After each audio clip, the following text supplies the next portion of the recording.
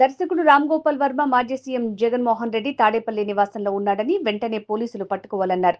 ఒంగోలు పోలీసులు వర్మ కోసం వెతుకుతున్నారని, వర్మ మాత్రం సినిమా షూటింగ్ లో బిజీగా ఉన్నానని చెప్తూ దొంగలాగా తప్పించుకు తిరుగుతున్నారని, వర్మ బహుశా చీకటి చిత్రాలు తీస్తున్నాడేమో అంటూ విమర్శలు చేశారు.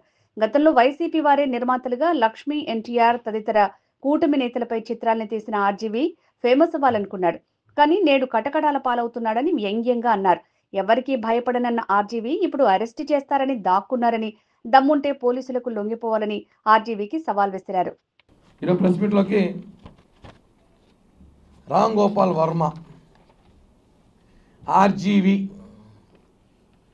ఎవరికి భయపడడు అంటాడే కానీ బాగా భయపడ్డాడు. టన్నుల కొద్దీ భయపడ్డాడు. జల్దా సినిమాలో పవన్ కళ్యాణ్ గారు చెప్తారు, నీకు భయం ఏంటో చూపిస్తా టన్నుల కొద్దని. అంటే మాఫియాలతో సినిమాలు తీసేసి మాఫియా నాయకులను పెట్టి సినిమా స్టోరీలు పెట్టేసి నాకు మాఫియాలే భయపడినారు అంటే మాకెందుకు భయపడ్డాడు? చాలా భయపడ్డాడు, నిజంగా భయపడ్డాడు. ఒంగోలులో కేసు పెట్టి 2-4 రోజులు అవుతుంది, దాంకొని తిరుగుతున్నాడు. ఎక్కడో డెన్లో కూర్చొని వీడియో రిలీజ్ చేసి నాకు భయం లేదు, నేను షూటింగ్లో ఉన్నాను. ఈయన పెట్టి షూటింగ్ తీసాడు ఎవరండి ఈ రోజుల్లో? ఎవరైనా తీస్తాడా భారతదేశ సినిమా? ఇది చీకటి సినిమాలు తప్ప. ఈయన షూటింగ్లో బిజీగా ఉన్నాడట. ఇందాకే టీవీలో చూసా లేటెస్ట్గా ఐపీసీ సెక్షన్లు పెట్టండి అంట. ఉండేది ఐపీసీ సెక్షన్లు, బిఎన్ఎస్ సెక్షన్లు. మన భారతదేశంలో ఐపీసీ, బిఎన్ఎస్. ఈ 2 చట్టాలు కాకుండా కొత్తగా చట్టాలు ఏమైనా తీసుకురమ్మంటారు? ఏమైనా వైసీపీ సెక్షన్లు తీసుకురమ్మంటారా? మీ వైసీపీ సెక్షన్లు పెట్టారు గత ప్రభుత్వంలో అందరి మీద. లేదా వర్మ సెక్షన్లు ఏమైనా ఉన్నాయా? చీకటి సెక్షన్లు ఏమైనా తీసుకురావాలా? రామ్ గోపాల్ వర్మ నేను ఎవరికి భయపడని చెప్పి బాగా భయపడి దాముకున్నాడు. నువ్వేం తప్పు చేయనప్పుడు రా, బయటికి రా, పోలీసులు సహకరించు.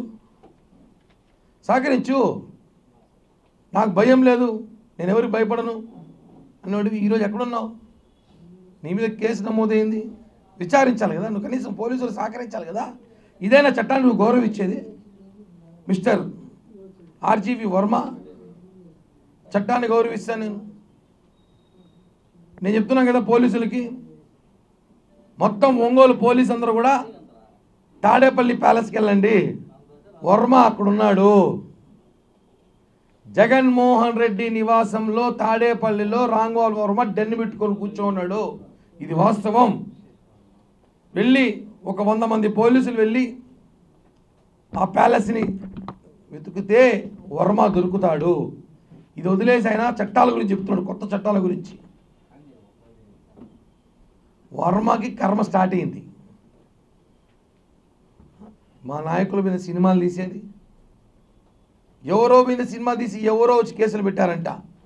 నువ్వు ఎవరో డబ్బులు ఇచ్చే సినిమాలు తీసావు. లక్ష్మీ, ఎన్టీఆర్ ఎవరు ఇచ్చారు డబ్బులు సినిమాకి? నీకు ఎవరు డబ్బులు పెట్టింది? వైసీపీ నేత. మా నాయకుల మీద సినిమా తీసిన డబ్బులు ఎవరు పెట్టారు? వైసీపీ నేత. వైసీపీ నేతలు డబ్బులు ఇస్తే సినిమాలు తీస్తావు, ఎవరో డబ్బులు ఇస్తే నువ్వు సినిమాలు తీస్తావు. నీ మీద ఎవరు కేసులు పెట్టకూడదా? వర్మ ఒక పెద్ద బఫూన్ అండి ఇప్పుడు రాష్ట్రంలో. జోకర్ ఐటమ్ అయిపోయాడు. ఆయన మాఫియా డాన్ అంట. ఎవరికి చెప్తారు కథలో? పారిపోయి దాక్కున్నాడు. మేము కూడా ఏదో అనుకున్నాం గతంలో, వర్మ మీద ట్విట్లు పెట్టేటప్పుడు వీడు సామాన్యుడు కదరా, ఏదో పెద్ద విషయం ఉందనుకున్నాం. విషయమే లేదట వీడికి. ఈరోజు మా నాయకుల్ని, మా పార్టీ కార్యకర్తల్ని ఇష్టం వచ్చినట్టు మాట్లాడి, వైసీపీ కార్యకర్తలాగా పెయిడ్ ఆర్టిస్ట్ లాగా మాట్లాడి ఈరోజు కేసులు పెడితే దాంచుకొని తిరుగుతున్నావు, పారిపోయినావు, డెన్లో ఉన్నావు. నువ్వు మాట్లాడతావు నేను ఎక్కడికి పోలేదనేసి. దమ్ము ధైర్యం ఉంటే రామ్ గోపాల్ వర్మ ఒక అబ్బా అమ్మకు పుట్టుంటే వచ్చి ఒంగోలు పోలీస్ స్టేషన్లో లొంగిపో, విచారించు, సహకరించు, నేను తప్పు చేయలేదు అని నిరూపించు. సినిమాలు తీసేది ఈజీ అనుకున్నావా? చట్టం అంటే నీ ఇష్టం అనుకున్నావా? నోటు కూర్చొని మాట్లాడితే చెప్తున్నాం కదా. పోలీస్ శాఖ కూడా విజ్ఞప్తి, రామ్ గోపాల్ వర్మ జగన్మోహన్ రెడ్డి ప్యాలెస్లో ఉన్నాడు, వెళ్ళి సెర్చ్ చేయండి. ఇప్పుడు నేను చెప్పాను కాబట్టి ఒకవేళ పారిపోతే బెంగళూరు ప్యాలెస్కి వెళ్తాడు, ఆడ కూడా సెర్చ్ చేయండి. ఈ 2 ప్యాలెస్లు దిక్కు. మనోడికి ఎవరు హోటల్స్ కూడా ఇరు, ఎందుకంటే అంత చండాలుడు అనేసి. ఈ విషయాన్ని ప్రెస్ మీట్ ద్వారా చెప్తున్నాం.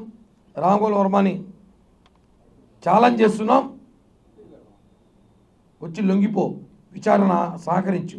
అంతేగాని మా ఇండియన్ పీనల్ సెక్షన్లని నువ్వు అవమానించద్దు. మా సెక్షన్ల గురించి మాట్లాడుతున్నావు ఇప్పుడు నువ్వు. పోలీస్ సెక్షన్లు కావాలంటే నీకు దొరికితే ఉంటుంది నీకు సెక్షన్లు. రాంగోపాల్ రోజా ఇంట్లో ఉన్నాడు అంటున్నాడు, చూసావా? చూస్తాం ఆడ కూడా.